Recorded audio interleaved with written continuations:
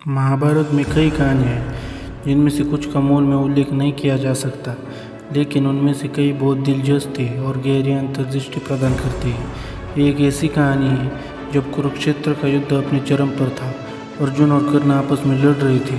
ये एक बहुत ही बेहतरीन लड़ाई थी। तीरों की झड़ी का आदान प्रदान किया जा रहा था और यहाँ तक कि देवता भी इन दो युद्धों के बीच इस महाकाव्य लड़ाई को देख रहे थे।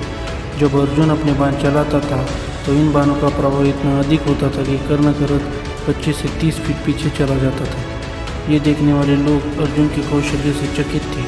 कर्ण भी कुछ कम नहीं थे। जब कर्ण तेज चलाते थे तो अर्जुन का रथ हिलता था और 3 से 4 फीट पीछे चला जाता था। हर बार अर्जुन के रथ पर जब भी उसका बाण लगता तो कृष्ण हर बार कर्ण की प्रशंसा करते थे, लेकिन उन्होंने एक बार भी अर्जुन के कौशल्य की प्रशंसा नहीं की। दिन के अंत में अर्जुन ने कृष्ण से पूछा, हे भगवान, मैंने कर्ण के रथ पर इतने सारे तीर चलाए, यह हवा में पंख की तरह विस्थापित हो रहा था, लेकिन आपने एक बार भी मेरी प्रशंसा नहीं की। इसके बजाय आप उनके कौशल्य की प्रशंसा करते हैं, भले ही उनके बाणों ने मेरे रथ को थोड़ा सा विस्थापित कर दिया हो। कृष्ण मुस्कुराए और उत्तर दिया, हे अर्जुन, याद रखना, आपके रथ की रक्षा आपके ध्वज के शीर्ष पर हनुमान द्वारा की जाती है। मैं आपके सारथी के रूप में सामने और शेषनाग इसके पहियों पर।